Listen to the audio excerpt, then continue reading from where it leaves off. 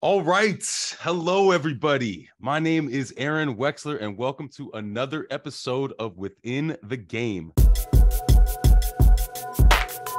Within the Game is all about how to treat your craft and your life like a game so that you can stay inspired, have more fun, be the best version of yourself, create better results, and lift everyone up around you and find fulfillment, both in and out of your game.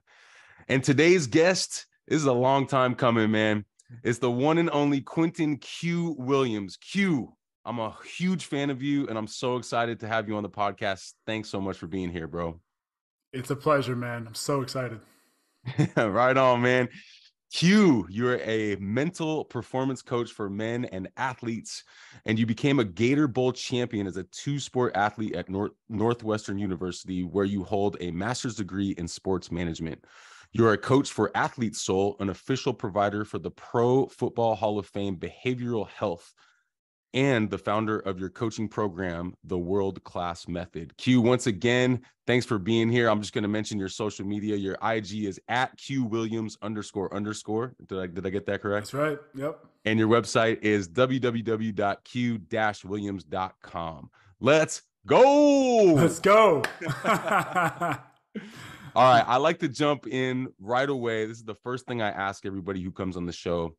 Inspired living, Q. What does that mean to you? What does inspired living mean to you? Man, it means like waking up and like getting right to your life. Let's go. Like, you know that feeling? Like, because we all know the feeling of like waking up and like checking out our phone or like having things that we got to like, respond to. Like, an inspired life is where like I wake up and I get to do this. I get to show up for this. I'm rolling out of bed like right away, and that's what inspired living is, man. Man, I love that, man. I love that. And I was telling you before we started, man, this whole idea for the show, I started in the pandemic, but I've been looking and reaching out for people that inspire me. And you inspire me, man, because of many different things, but because you took your athletic career and the identity as an athlete, and now you are sharing all this vulnerability and authenticity about how you are living that inspired life, right? I mean, that's so cool to me, man. Well, yeah, I mean, that's the other component of like inspired living is like I've always been an open book, man. Like I've Mm-hmm. always like, and people have told me that I've always led from authenticity. I think that's the only way to lead. I don't really Mm. see how you can lead. I think anything that's not leading with authenticity is leading with manipulation or trying to control things and have it be your way. I think authenticity opens the door for real, true self expression for everybody to feel like they're winning in the game. Man, for the listeners, I encourage you guys to check out Q's Instagram, because that's kind of where you let loose on your own authenticity and your vulnerability. And it's really dope, man. It's really cool how you share, certain aspects of what's going on in your personal life and how you can help others, right? And I was hoping you could tie in vulnerability to authenticity, because they seem to go hand in hand. They are, man. I mean, I think that, especially the men that are out there, I think everyone struggles with vulnerability. We all do, like in relationships, meeting someone new, in a corporate environment, especially, like we have this fear around like being ourselves, Right. and being authentic. And Why? I think Sorry to interrupt you, but why? Why do we have a fear about that? well, we have these fears of like being rejected, and, um, like our society has like systems and processes, and those have been applied super well in the industrial revolution. And, like we are pack animals, at the core. So obviously, like we want to be a part of a pack. If we're not part of a pack, like we're kind of on the outskirts, we risk dying, right? Mm. But like, so it's like a deep innate fear that we all have just kind of within us to be accepted, to be loved, to be appreciated, because that sense of worth, that sense of value allows us to know that like, I'm not going to be alone. Therefore I have a better chance of survival. Well, I mean, authenticity is like knowing who you are and actually expressing it and actually being it, right? So many people walk around with a mask on, trying to present a part, looking good, looking cool, looking a certain way. And that's not authentic, right? Right. Like Right. the hardest part is that actually like it's a weight, right? You're carrying two identities. It's like telling a lie and having to keep the fib or the lie going everywhere you go, everyone you talk to. You're trying to manipulate what you're saying to fit this narrative. Right. So it's exhausting. Like Yeah, it is. my whole life I've been like, why would I not just tell the truth? Like it would be so much more exhausting to have to think about how I'm going to change this and keep the story going. So authenticity, it just feels natural, right? But I think that where it takes a bit of a turn for a lot of people is when it comes to what most people consider vulnerability is a pretty small net within authenticity. It's usually the parts of ourselves that are the shadow. This episode is brought to you by new sponsor of the show, Ready Fit Go. Ready Fit Go is a new meal prep company based out of Hermosa Beach, California, and they offer delicious and nutritious pre-made meals that cater to everyday people, athletes, and entrepreneurs. If you're like me, taking time to go to the grocery store, cook, and do meal prep in a healthy way can be a challenge. Ready Fit Go provides a great solution to this challenge as they offer over 70 options from hot meals to salads to desserts to snacks, and they offer a wide range of choices for all types of dietary needs. Ready Fit Go is offering Within the Game listeners 30% off their entire menu. Go to rfghealthyfoods.com and use code GAME30. That's capital G, lowercase a, M-E, the number 30 for the discount. Also, if you are near Hermosa Beach, you can check out their store in person to see all their options. They are located at 1025 Pacific Coast Highway in Hermosa Beach, California. Thank you, Ready Fit Go, for sponsoring the episode. Let's go! The parts of us, maybe not that are just like really happy or our life's going really well, but actually the parts of us that maybe we aren't so proud of, the parts of our past that maybe we haven't forgiven ourselves for. Right. And so this is the shadow version of ourselves that, it, it, it's the shadow of all of our positive qualities, all of our amazingness, right? And so, when it comes to authenticity and vulnerability for most people, it relates to that shadow. But I actually categorize authenticity and vulnerability as the same thing. Like they're Right. exactly the same thing. Cool. Vulnerability is not just about the negative emotions or the negative parts of yourself or the shadow parts. Vulnerability is also about like being joyful and being fully joyful. Let's go. One of the most vulnerable things is to show up and be joyful. You entered this call before we started playing music, vibing out, right? Yeah, like you're playing the Outcast. I came in like, imagine if I would have came in and been like, yo, turn that crap off. Like, right. what is wrong with you? Right. Right? That'd be vulnerable. Like you'd be like, oh man, I had my heart open over here, Right, I was right. like vibing, I was in my zone, I was flowing. And man, to do that in front of a stranger or to do that in front of someone you don't know, you run the risk of like, being hurt by that. Of course, mental toughness comes into that, right? And we also don't want to rely on other people's perspectives for our own sense of worth and our own sense of happiness. But I mean, what a vulnerable thing to do is to really be yourself and be happy openly, because there's a part of us internally that fears that it will go away. It fears that tomorrow we won't feel that. And I think one of the most vulnerable things we can do actually is be truly joyful, be truly ourselves, and happy. Let's go. Yes, man. I've struggled with that myself. I'll share super vulnerably and openly and authentically on this podcast, Right. Because like a lot of my life, it was hard for me to be like truly happy and joyful and joking at home. Like my home life just didn't feel like that was like the place. And so when I came out into I'm coming out in the real world, like I think about like being really happy. I worry that someone's going to like come and like undercut me or like find a way to like poke at that or like pull it down. And so I think a lot of people struggle with that, right? Because, we're human nature part of human nature is like when you see someone doing well, I'm not there, so how can I pull them down to my level, right? Or at least, like down towards here. Like that's a little too much for me. That's a little too self-expressed. Dude. That's a little too dark, even. It's a little too dark. You're sharing too much of yourself, Q. Don't do that.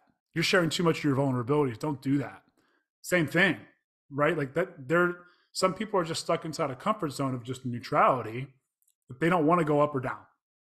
They don't want to see you succeed. They don't want to see you fail either. Because they're like, oh man, that would be so terrible. Oh man, that's too good. Wow. It Wow. goes both ways. That's really deep, man. That's super relatable too, right? Because even my whole thing is like, I immediately, when you were talking about that, I was thinking about my whole stay inspired, right? The whole idea of inspired living. And, a couple people, most people really dig that, but there's a couple people that are like, yo, man, who are you to think you're just going to be inspired all the time? Like, and it's kind of a trip, right? Because it's like, that's not what I'm suggesting. It's not like, stay inspired forever all day long. It's like stay on the path, right? It's a pathway. It's a trajectory, right? But I think you're totally right. And I think especially athletes, right? Like I think athletes are expected almost to feel like fired up like a champion all the time, right? And I think Right. that's really unrealistic. Right. There's a big up and down, emotional wave, right? Being an athlete. Actually, it's kind of what I want to get into next with you, playing off the idea of identity. And I was telling you before the show, I was watching your highlights of the Gator Bowl, and you got that really cool pick six. And um, I want you to talk about your identity as an athlete. And what I talked about last week, actually, with our buddy Jay Yeah. Barnett, and what he was talking about with this pressure to perform, right? And just see if you can tie that together: the identity as an athlete, this pressure that we feel that we have to make these performances, and and then we go on this like emotional roller coaster with all that. Yeah, man. Well, I'll tell you from my experience. I think that um, if you become an elite athlete, you've probably experienced some failure along your path. It was probably early on in your career. Like I know when I was like 7 years old, the coaches thought I had a good arm, but I couldn't control the thing. You know what I mean? Like I couldn't figure out where to throw the ball. But as I refined that craft and refined that craft, like every year I got better, right? And every year it felt like I faced new competition, and thankfully I was able to rise to that cream of the crop. And I think the longer you go through that, the more easy it can be to get your identity tied up in what you've done, what you've created, how you've been able to evolve. And I think the best guys separate their worth and their value from that, and they understand that like these are qualities that I can take anywhere to do anything. With any given skill set, I have more than just the skill set to throw a fast pitch or tackle big people or whatever it is. But so the best people can separate that early on. But most of us do get our identity caught up in what we do. We do it right now. Right. Like Aaron, the podcast host, Aaron, the author, right? Like I do the same thing. Like I'm a men's coach, right? But I have the wherewithal to know that like there's some core components of me that no one can ever take away, no one can ever change, no one can shift. And I think that's one of the most empowering things is coming back to the part of ourselves that has always been there. And if you want to get spiritual, that comes back to the soul and the spirit of us, right? The core that we came here with, that we're going to leave with, right? And so I think when this comes into the pressure to perform, and the pressure, like in athletics, I think that we all, if you've reached that pinnacle where you've been doing so well all your career, you've gotten better and better and better, and every time you face, a new challenge and you rise above it, eventually every athlete reaches a breaking point where they decide they need to retire. For me, it was like I had to try out with the Chicago Bears. I didn't make it. I wasn't the guy that was going to like keep going and pressing forward. But for one of the first times in my life in years, I was experiencing failure. Mm-hmm. Right now, thankfully, I didn't put too much pressure on myself to make the NFL. Right, like there wasn't like this big lifelong vision of mine, like a lot of guys it is. Sure. But um, so I think when you don't have as much pressure on the thing, if you don't have so much attachment to the thing, if you know that you are worthy and capable and you have an identity outside of your sport, you can perform way better. I've actually found that Right. in the programs that I lead with current athletes on building their life beyond sports. It's called Beyond Sports. It's actually a free scholarship program. It's currently free. It's scholarship through an organization called Athlete Soul, which, by the way, we got to get you out to one of their events Would in love 2 weeks to. in LA. Cool. Um, and yeah, so we put on this 10-week program where we help athletes really redefine like their identity and really come back to their core. And in doing that, we teach them all sorts of emotional intelligence practices, how to, Let's go. fall into flow, like Yeah. just run, like let it go and run your race, trust your preparation, those sorts of things. But those sorts of things, like as it applies to life, right? And somehow, some way, it turns out every time we run this program, athletes tell us that they've PR'd because of these tools. Cool. They're running the fastest they've ever run. And I'm like, wow, this is pretty cool that your life beyond sports and having your identity and your life going and working outside of that takes less pressure, when it comes to your sport. So cool, And man. with Yeah. less pressure comes better performance. Right. Okay. So this is great. I love that we're talking about this. You mentioned the core of who you are, Yeah. and we don't have to get too spiritual, but I did tell you that this is kind of where this podcast has been heading, is the exploration of the separation of like ego and your true self. Yeah. Right. And I think that's really powerful, especially for any athlete listening to this and who's curious about that. What does that mean? What does Q mean by the core of who I am? Right. Because like going back to identity, we it seems like society kind of defines us by what we do. Right. Yeah. We're a Gator Bowl champion. We're a podcast. It's just like these labels. But again, that's outside, that's external. Right. So could you explore a little bit more about the core of who you are and how we can get back to that place? Right. Well, I'm not an expert in this thing, but there's this saying called "as above, so below," Mm-hmm. and so I would say the same thing applies to our external environment, what we show up as, how we express ourselves, what we do. Mm-hmm. It's all an expression of our internal environment. So I want you to take, like, for instance, like, a tree. You see a tree, all you can see is the root structure going into the ground, but you can see like the trunk, and you can see the leaves, you can see the fruits that come from it, right? Think of our life in a similar fashion, right? Like I'm wearing this shirt, I'm talking these words, I've done all these things. Those are the fruits of my life. But if you really go into the roots of the tree, that's currently unseen, I can't see that. There's Right. an incredible and beautiful root structure that actually takes the same shape and form as the above, right? Mm. Like, in order for this to stand strong, you need deep and wide roots. And Let's so, go. as above, so below. And Love that. yeah, you can't. You're going to have a very flimsy tree if you don't have deep roots. I've been playing around a lot recently with like this idea of patience and trusting. Like when you plant a tree these days, um, that tree needs to form its root structure before it's going to start growing, right? Right. It Right. needs to know who it is. It needs to know that it's grounded, that it's steady before it can really rise, and blossom. And I think that that's really the case for us as humans too, when it comes to our true self and our true spirit. Our external world is just an expression of our internal spirits, Mm-hmm. right? And how strong and how flimsy our life and our results are is based on the depth of our roots. So So well said. I yeah, love that. and I so love it's that. For me, it's really all about coming back to that core. So when someone says like, what's this core? What's this like party that's always been there? Yeah. Yeah.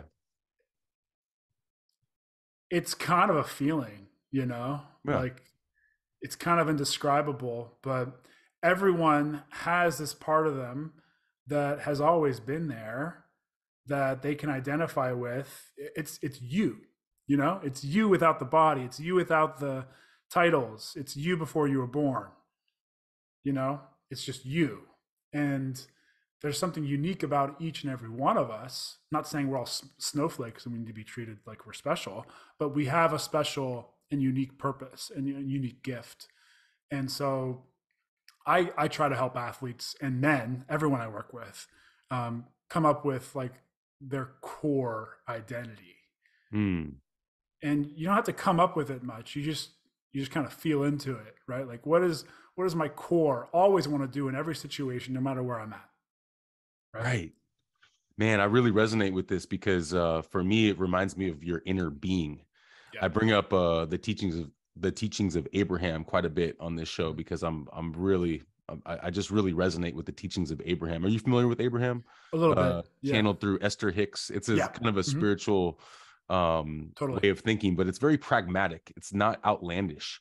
And it's all about the law of attraction and being true to who you really are. They say that a lot, who you really are, not your ego, Right. right? And Right. especially sports, man, sports and winning, this whole idea of winning and being a champion, it's great. I love winning. I love Right. being a champion. Right. But there is a fine line of not being too like identifying with those words or those feelings too much, right? Because those are only outcomes. Right. Those are only outcomes. They're not Right. who you really, really are, right? Right. Right. And I think a lot of us see those outcomes as like proof or evidence Right. of our, it's our true self embodied, our true self realized. It's evidence that our true self is there. Right. Right. Right. And that's why sometimes, you'll find some people will reach like the pinnacle of their sports career. Like I've had clients like this that reach, Hmm. the podium, and they're like, oh, this is great. I just won.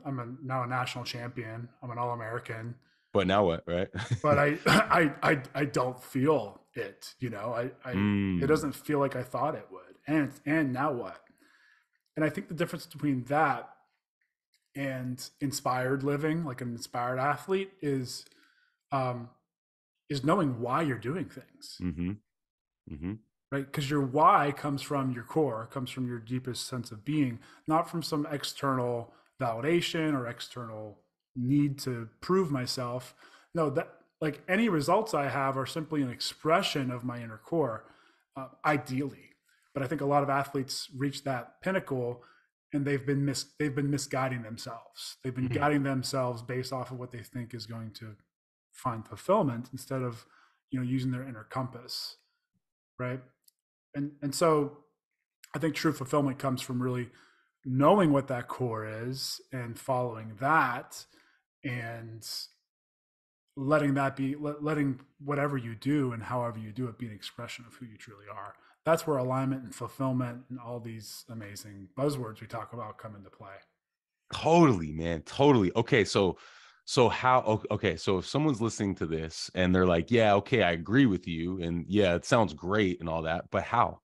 How do we get there?" Let's talk about some tools for a little bit. I mean, the couple tools come to my mind are meditation, getting quiet, right? Mm-hmm. Taking some alone time and really doing some self-inquiry, Yeah. right? Yeah.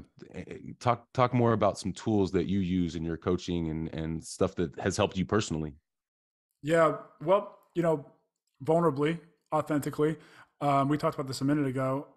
2 months ago, I got out of a relationship, and I believe relationships, intimate relationships especially, are our biggest and greatest teachers. Mm. So in isolation, we all need isolation. I think especially guys need some isolation, some alone time, some me time. That's why we have man caves. We need Hmm. that. Like we Hmm. we all want that and need that. However, we can't live in a cave, and that doesn't do anybody any good. And the real growth, um, we have to enter back into society. So in relationship, we find so much growth. And so in my relationship, I found so much growth. 5 years of growth, 5 years of being on a growth journey with another human being who is also incredibly emotional intelligent, incredibly growth oriented. Um, However, what happened was we split up, and I had the opportunity, I had the option, of course, in that moment. I could continue on this growth journey, see this as an opportunity to grow and learn and look at myself in the mirror, or I could do what just about any, most guys would probably do, right? Like the typical guy would probably go out, go sleep with a few more women, like go binge drink, go, smoke some weed, right? Maybe go work tirelessly in their business or at work and just find some coping mechanism to numb away the emotions and the darker parts of themselves that they don't want anybody else to see and they damn well don't want themselves to see. But I decided not to. I mean, thankfully, I don't really drink. I don't really do any of those things, right? I sometimes work pretty hard. So if I have an addiction, it's probably to work, right? But right. I've really had to remove myself from even working, Mm. and really allow myself to experience those things like getting quiet, like meditation, like yoga, Right. come back to those practices and therefore come back to myself. So Mm. like you asked me what the tools are. The first tool is awareness that you're numbing, right? First tool is like noticing that you pick up your phone right when you wake up. The first tool is noticing when you're going too fast and you're exhausted and you're burnt out, right? That's the first tool, is the awareness. Anything else is icing on the cake, where Hmm. you can then train that muscle to be aware and flip the switch. Be aware, flip the switch. That's all we're doing in meditation anyways. Meditation is not about like we're just training the muscle that gets off track, starts thinking about like my to-do list and comes back to this, starts thinking about that dog over there, oh, comes back here, right? Right. That's all meditation is.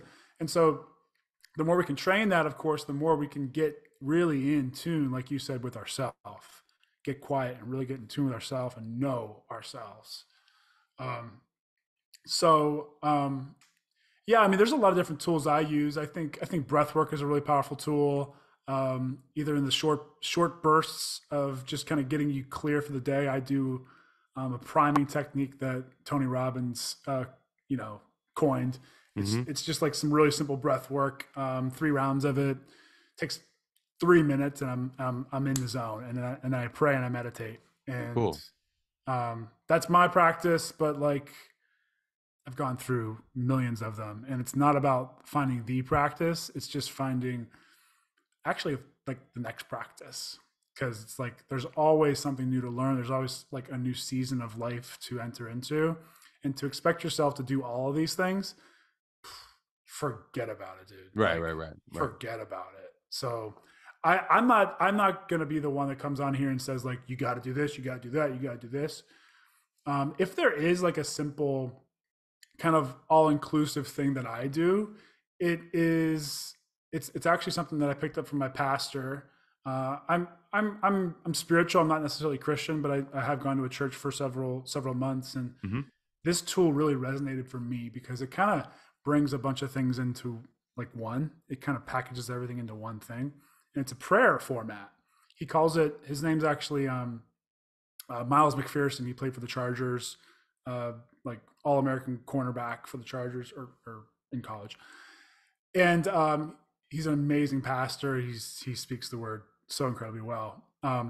His concept is called AWCIPA, AWCIPA, and that's a whatever you call it. It's an abbreviation or whatever that is, right? Yeah. So it starts with acknowledgement, like acknowledging and being grateful, right? So calling in all the things that I'm actually grateful, and not just saying it, but actually feeling it, like actually like allowing myself to be like really grateful that I have a space to live right now. Like really grateful I get to talk to Aaron today, Hmm. right? Like Mm-hmm. like I don't just say it, but I actually feel it, because writing it down or just saying it doesn't do much at all.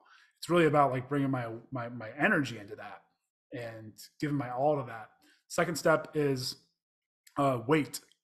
Like it means just like sit in stillness. Let God, let your true self speak to you, bring you some sort of message. I'll sit there for like 5 minutes. It doesn't have to be long, but I'll sit there for a little bit and I'll just get clarity, you know?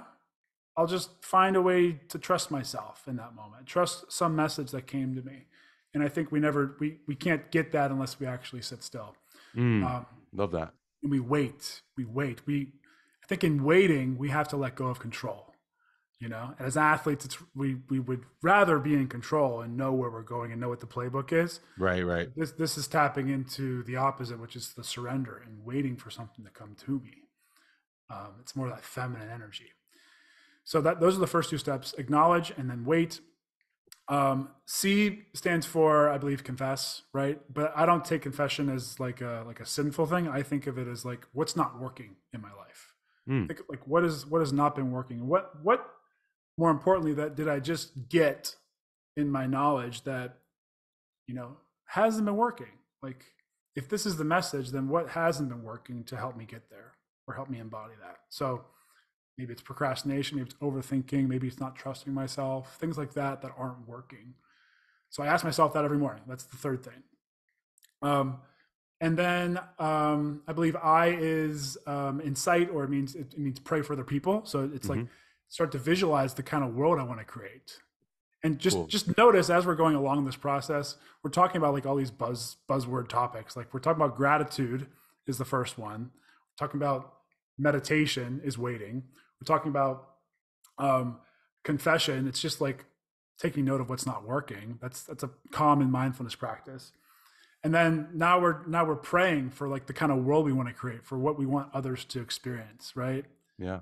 That's Yeah. that's that's just like that's vision oriented, that's service oriented, that's something we all should do like often. And then the last piece is, well, the last two pieces are pray for myself. Like, what do I actually want? What do I really want to cultivate today? What am I asking the world for? Right? Because I'm going to give and I'm going to receive. Right? The last piece is just end it with some acknowledgement. So come back to that gratitude and just drop into, and by the way, all of this takes like, it could take 5 minutes. It could take 7 minutes. It's Right. not a long practice. But it started as 15 minutes. It's now about like 15, 20 for me, right? Like I like to sit in it. I like to really indulge in this and enjoy it because it really connects me. So that's That's a simple beautiful, man. practice I like to use, and it really encapsulates everything. That's beautiful, bro. It really is. It reminds me of calibration, calibrating to who you really are, calibrating to the best version of yourself, calibrating to the path that you want to go on. Right. So I love that, man. Thank you for sharing that. I want to kind of move into the whole idea of the that, remember that phrase "man up" that we were talking about. Yep. I want to get there, but before we do, I'm curious, Q, how you started this path. And I want to make this relatable because a lot of athletes, when they go through their athletic career, this inquiry that we're talking about here, this mindfulness, this personal development kind of, who am I? This question, right? Who am I really? What am I really about? What is my why? Right? That's what this conversation really is. How did that start for you? Where did you find that? Was it like during sport? Was it right after? Was there like some trauma that happened that you were like, I got to really dive deep into myself? That's a good question.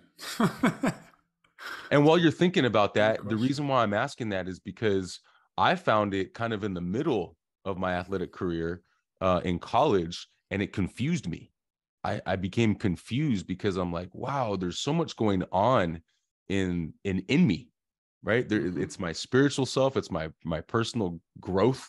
I felt like this starting to happen. I'm like, whoa, what's going on here? But I wish that when I went back, if I could go back, I could just be like, dude, keep exploring this. But it doesn't have to be confusing. It can be beautiful. It's joyful, like you said. It can be a beautiful, joyful experience of self-inquiry. Right. Right. And I think that this is my perspective. I don't take this to be absolute truth, but my perspective around this is, for instance, I don't watch sports actually. Like I'm not a sports fan. I really Okay. never have been, because I think that sports fan implies that I'm a fanatic, that Okay. I'm obsessed with something outside of myself Mm. versus living my life and having that be an expression and a celebration of who I am and what my gifts to the world. Right. I unfortunately, I think we have a lot of people that like celebrate and, postulate, or um, like sports characters and allow themselves to avoid their deeper purpose, right? And so I think that there's actually a step of maturity that every man needs to, you know, invoke and realize that they've been giving a little bit of their emotional power away to their favorite sports team or their favorite coach, right? And there have been coaches in my life that I think are still in this stage, right? That love the game so much. They're still playing the game, basically, still coaching. They're still immersed in the sport. And they haven't really found the deeper meaning for why they do it, right? Right. Right. Right. Like they're really just out there playing as kids. And I think that's beautiful, right? I want to acknowledge that. I think that's beautiful. But you and I are playing around right now, right? Like you and I are in a sandbox. We're having fun. And there's a real deep meaning behind why we're doing it. And so for me, I think that I reached a point in my athletic career where I don't know, man. Like, I mean, sports was always like something I was really good at and I naturally evolved in, but I never really let it be my identity, thankfully. And I don't know where that came from. Maybe Hmm. that was just my upbringing. Um, I don't know. Like I just had interests outside of sports. I had things that I clung to and that I loved, and I really knew who I was outside of sports. So like the transition didn't bother me that much, and I don't know if I ever had like that turning point where I somehow like matured Hmm. into like having a deeper mission. But I will say when I was in college, my final year at Northwestern, I learned, well, I knew I wanted to like go into startups and I wanted to start a business and I wanted to be a part of something bigger than just myself and I wanted to do something different. So I interned at a couple startups. In my senior year, I was in a master's program in sports administration. And I was in there thinking, like, I'm never going to work in sports. I don't want to work in sports. Like, Hmm. I've had 17 years of my life caught up in sports. Let me go work in music or film or something. And lo and behold, I learned about the concussion problem in that sports management program. And I realized, oh shit, this is a problem. No one's really addressing it. And it's in my lap now. You Wow. know, Wow. I can't not look at it because no one else Interesting. really is. Yeah. Interesting. So, okay, so let's get to healing in a second because I want to have a whole section on that, on Yeah. concussion, and then we'll get back to the emotional Mm-hmm. stuff. But let's go back to that whole idea of man up because that caught my attention on your Instagram. And you hear that in sports all the time. Man up, let's go. Oh, you're hurt, let's go, man up. Yeah. You know, I would like for you to talk about what that phrase means to you and how you talk about really it means step up. That was your post, right? Yeah. Man up really means step up. But if you could tie that into finding the flow, because that's where my interest is, right? Because that goes to inspired living. If you Right. can find the flow, to me, and I'll ask you this question too: is it something you can practice? Can you practice finding the flow, or does Yeah. it just come? But for me, yeah. But for me, I think you totally can practice with all these tools and with conversations like this and with self inquiry like this. You can Right. find it. Um, but yeah, so try to unpack all of that and take this to a place of stepping up Yeah. and finding the flow. Yeah.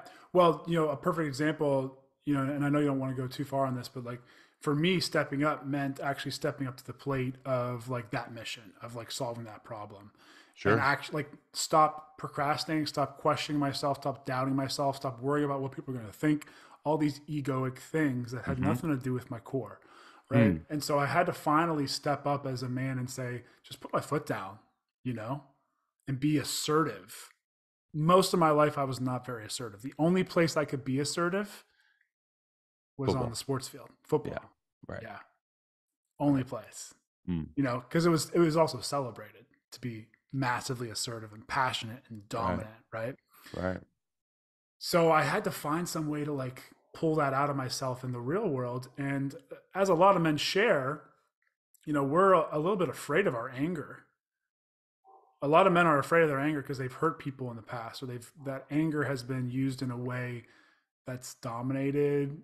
Instead of being just assertive, they've dominated, or they've manipulated, or they've lashed out. And so the idea of using their anger or tapping into their emotional state as fuel is like so foreign to them, because it's like I just feel numb. I haven't felt anger in forever. I don't let that stuff get to me anymore, right? But there's a whole well of emotion in there that guys are holding on to. Right. And there's a whole well of passion, because the thing is about anger, and this will get to man up. We're going to get there. Like Okay. there's this well of passion when we don't access and talk about our emotional experience. It just stays there. It just lays dormant. And you see guys like, you know, like you see like guys like literally tighten up. Their heart kind of closes up, and they like their body shifts. Their body language shifts. That's stuck emotion in their body that hasn't been processed, hasn't been felt in years or ages. And by the way, the anger that they're feeling is not anger. Anger is just the surface emotion. It's a secondary emotion to the core emotion, which is usually one of three things: a sense of shame or guilt in things that they've done or they haven't done. It's a sense of fear, anxiety, worry, concern, fear of missing out, fear of rejection, fear of all these different things, right? And sadness, pain, loss, grief, Oh, unprocessed wounds, right. right? So much of it is usually from childhood. So much of it has been built upon from childhood because of those old ways of operating. It just exponentially, you know, it's like uh, it just exponentially grows when you don't address it. And so, what's cool about that is that there's pain, shame, sadness, fear that shows up as anger. We store it away. That's like fuel. Like that is literally like jet fuel that you could pour into any passion, any purpose, any mission that you have in the world. And so what I believe manning up really is tapping into that store of energy, letting it out, finding meaningful ways to process it and understand it, and let it be your jet fuel in what you want to do. And by the way, you will probably find your passion, your purpose, your need to be through understanding those things, through understanding your past. Because for instance, my purpose, the reason why the concussion crisis stuck out to me was because of my past. Mm. I was an athlete. I had had concussions. I had so many head-to-head, collisions that never got talked about, never got addressed. And I was pissed. I'm like, you guys Mm. have been lying to us this whole time. Right. I have friends over there. Like I have two former teammates I played with in this All-Star game. 2 years later, they took their lives. Wow. Right? Like it's like now it's personal, you know? Wow. It's like this is messed up. Wow. What I saw in those guys, what I see in Aaron Hernandez's eyes when he was alive, when I see in Junior Seau's eyes when he was alive, is a hurt little boy that was never loved the way that he wanted to be loved as a kid. And instead of finding love, finding self acceptance, finding his core as a man, he instead found validation and love and appreciation in the things that he could do with his body. It's not much different than a lot of women that find, end up having OnlyFans accounts and, right, like selling their bodies in different ways. We have the same thing as men. It's just a little different. Selling our souls to something else outside of us. And so to man up, man, it means exactly like you said, it means step up, open up, and man up to your mission. Like man up and step up to what you're currently experiencing, what you've all the shadows in your life, all the things that have been holding you back, all the, skeletons in your closet. Right. Because in those are not just like your vulnerabilities or your authenticity, it's your fuel, bro. Like, Right. and when you tap into that, you tap into everything else. There's no filter on emotions. Like, we can't pick out just the joyful ones to pull out of our tank and be like, oh, I'm feeling joyful today. I choose this one. No, like, we have an ego, we have responses, and we drum up negative emotions. Whether you want to believe it or not, you're always going to have negative emotions. You can be as emotional intelligent as you want. You're going to be rejected. You're going to be let down. You're going to have attachment. You can't be a freaking angel, So everyone's going to have negative emotions. And if you continue to stuff down that anger, sadness, fear, rejection, you're also stuffing down all the joy and passion and fulfillment and love that you have to offer the world. So don't think for a second you can just filter out the bad and filter in the good. Like, that's not how it works. You have to open yourself up to the full experience. And you have to experience the highs of a beautiful relationship and the lows of the breakup. Like, that's what being human's all about, bro. Right. That's what living inspired is. I love that, man. Wow. Lot to digest there. But my mind immediately went to emotional intelligence. You even said it, right? Because that's really what we're talking about now. Now we're talking about how to be aware of our emotions. And I want this to be relatable for men and women too, like anybody, like the human condition. It does. I have so many women that comment on my posts and they're like, and women, and women, and women. Right. No, but I do want to acknowledge that. I do want to acknowledge that you are, you're basically saying as a man, like, because as men, it's difficult for us sometimes to do all this stuff that we're talking about. This is hard work. We were raised to like suppress all this stuff. I was, and I mean, me personally, I had a beautiful upbringing. Thank you so much, mom and dad. But I know a lot of my friends, a lot of my male friends, a lot of this stuff was suppressed. Don't talk about it. Shut up and play. Right now in the media, you hear that. Shut up and dribble. Just do your, but this is important stuff, man. This emotional intelligence. Let's do a little bit more deep dive on that, because for me, this is really interesting, because going back to the whole spiritual stuff and Abraham stuff, your emotions are your superpowers. Right. Someone told me one time, Q, they said, hey, you're pretty sensitive, aren't you? And back then I was like, I guess, yeah, but if you're not, why wouldn't you want to be sensitive? Why is that a negative?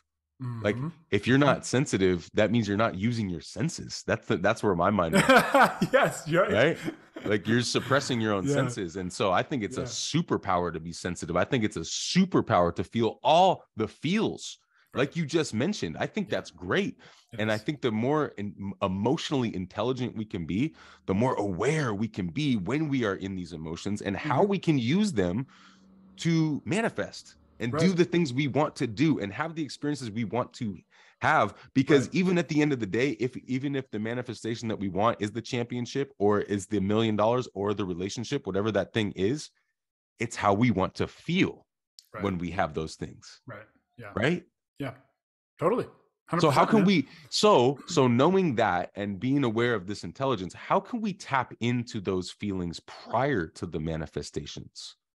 How can we think, man, it's going to feel so good when I have that next relationship. This is how I want it to feel, and tap into that feeling. How can we tap into, ooh, it's going to feel so good to be a champion? How can we tap into that feeling prior to doing the work, so that when we do the work, we're focused on the feeling of how it's going to feel? Yeah, man, that's a really great question. And I think how most people address that question is, it's a little unrelatable to me, and to a lot of people. It's like, just write it down, visualize it, and start to feel like it's real, right? That is, if you can do that, more props to you. It's tough. It's hard. It's really tough, man. Right. Like, true confidence and true belief in ourselves comes from evidence. Right. Right. You know, Right. it's I like, know. That's true.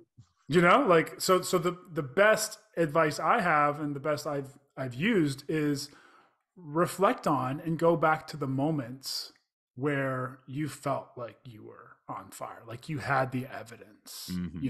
that you have this inner core that will come out with practice, right? So I take athletes back to like their pinnacle moment, their pinnacle Hmm. time. I take them Winning a back to like, title. yeah, it's usually like they take a risk, they trust their intuition, just like that pick six that I had in the Gator Bowl. Hmm. And that was a big deal because that was the longest bowl game losing streak in history of college football. Wow.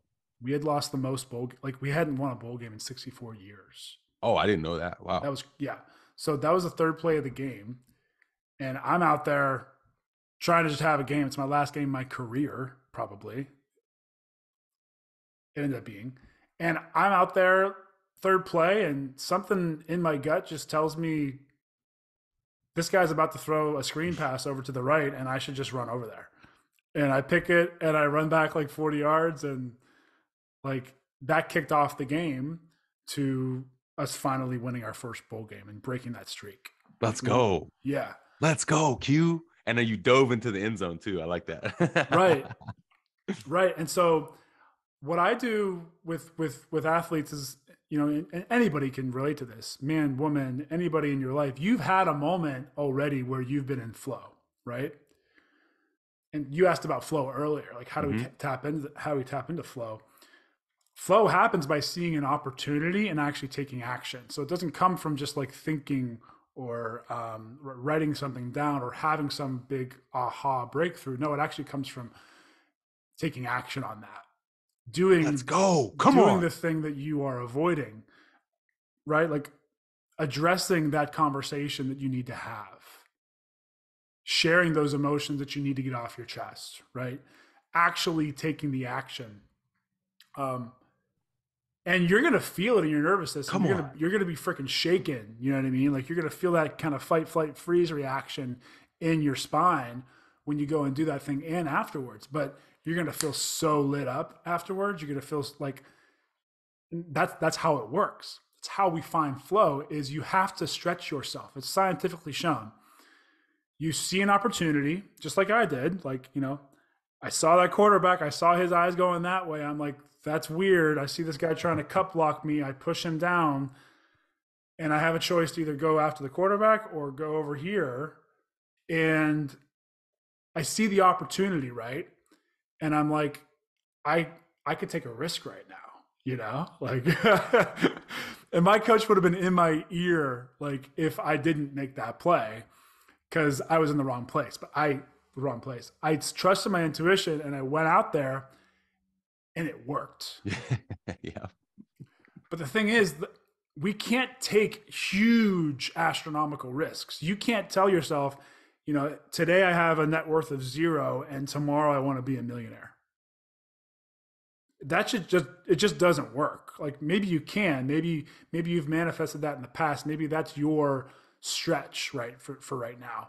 But for most people, that would be like 100% stretch outside their comfort zone to Right. reach Right. that Right. kind Right. of result, right? Yeah. I And am. that's not healthy. That's not useful for most people. But everyone needs to find what their 4% is. 4% scientifically is shown to be the amount that we need to stretch ourselves outside of our comfort zone to find flow. Mm. So even 5 or 10% is too much because you can create unconscious resistance because you can go after a huge goal and be like, today I'm going to sell, 1,000,000 tickets to my business or something like that. You fail. You Mm. fail 9 times out of 10 on that, right? Like, and so we have to set the bar. We have to set the field goal post in a reasonable place. You would never go into the gym and put an extra 100 pounds on the barbell and try to bench Right. press Right. that, Right. No, I got right? you. Yeah. Yeah. You would Yeah. put 4% on each time, four Right. percent more. So 4%. the I like that. That's so the cool. same thing happens in our emotional intelligence and what we do with our life. And so if today, Aaron, or anybody listening to this episode, you learn something about yourself, you learn something about an area of your life that you want to move forward that isn't working, right? Or an area of your life that you want to celebrate more and bring more into, then my invitation to you is actually take a 4% risk today. Not I like that. tomorrow, not next week. Take it today. I like When that. you hit pause on this episode, go and do it. Go call that person, right? Go do that thing. I like that a lot, Q. You know what that reminds me of, man? You can see me getting fired up over here. Yep. Bold action, Yeah. right? I got a chapter on this in the book. Bold action. It makes me fired up to think about this, right? Because here's where I want to go with this, right? You do the calibration work. You get quiet. You remember who you really are, right? Then you do the emotional intelligence work, right? How do I want to feel? Where am I going? What's my trajectory? And then when you're ready, you take bold action, right? And that to me fires me up because I'm like, I like that idea of 4% because I'm like, I'm going to do something a little bit out of my comfort zone, but I'm going to take that action. Right. Right. And that's that. You're right. That's where things start to happen. Mm-hmm. You put yourself out there. And you mentioned failure. Even if you fail, I'm actually okay with failure. Failure is part of success. Right. You know, my roommate, Al Brown, he's a soccer coach champion. And he always, one of his things and personal trainer, one of his things is fail better. Yeah. Fail better. Yeah. Right. If you put that weight on the bar and you don't get it, that's okay. You're going for it. Allow yourself to go for it. So I'm fired up on this idea of bold action because taking action is one thing, but being bold in your pursuit of that action, even if it's a phone call to someone, that's bold action. Right. I want you to take that and run with that. And however you want to do that, what does that mean to you? Bold action. Yeah. 100%, man. 100%. And what's cool about that is, you know, what's on the other side of bold action. And you know, the likelihood of success is much higher when you're taking it at 4%, right? It's not like 9 times out of 10 you're going to fail. It's more like 1 time out of 10 you're going to fail, right? But you're going to learn from that failure.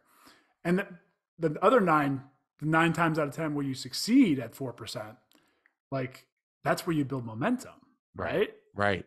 Like that's where you start to build trust in, man, when I see something and I see an opportunity and I take a risk on it, it works out. Momentum too. Yeah. Momentum. Bro. That's how you build momentum. That's how this creates a cyclical upward spiral. Yeah. And to me, that's inspired living, right? When you're surrounded by momentum, or you're creating momentum for yourself, you're creating energy, and then things flow, man. Now you're tapping in.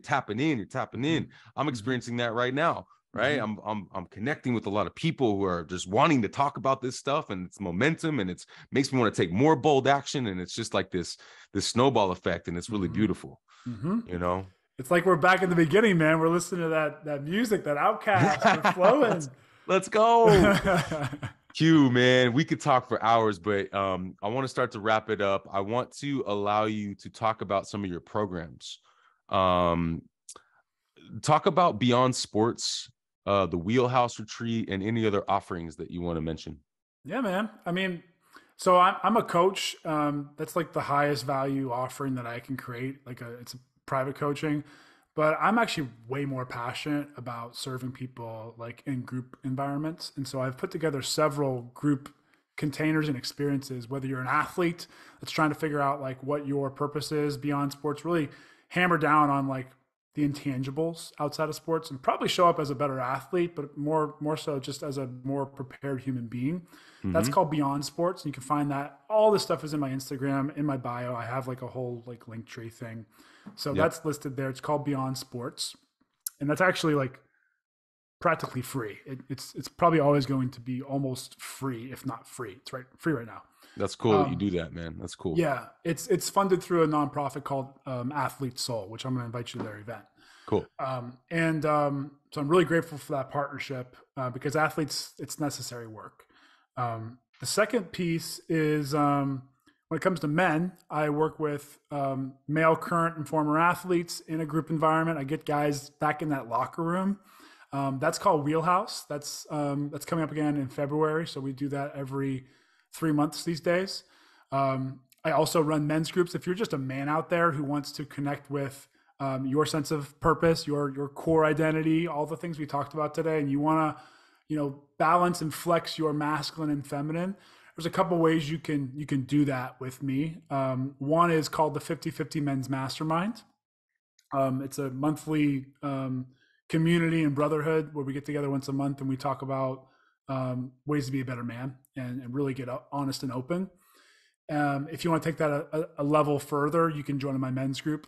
I have something called the Man Up Men's Group, and that is a weekly meeting of guys that are really committed to growing and showing up for their lives and themselves and others every single week. So through that, you get to be coached by me and led by me in an intimate environment. And, we cut out the beer and sports and we really get down to like what really makes you tick as a man and practice those emotional intelligence practices, give you some tools. Guys that are in this program, like they get in for 3 months, they stay for 6, and they feel way more present, way more confident, way more grounded in their sense of what a man is and who they are as a man. So could not recommend it anymore. It's been so much fun to lead those groups. Very cool, man. Very cool. I'm real proud of you. And I'm going to keep encouraging you to do a podcast and a book because you have so much to offer, man. Thank you, man. But for all the listeners, I will link all those things on this podcast when it's published. And if you're not interested in any of those programs, but you still want to get some more of Q, just follow him on IG because again, your IG is fire, man. Thanks, man. And I should have mentioned there's also a bunch of free resources on there too. Like jump on my newsletter. I send out a weekly newsletter with men's tips, athlete tips. Also, I have some recorded meditations on there. Cool. Some 3 free meditations. Yeah, just go on there and find something that sits with you.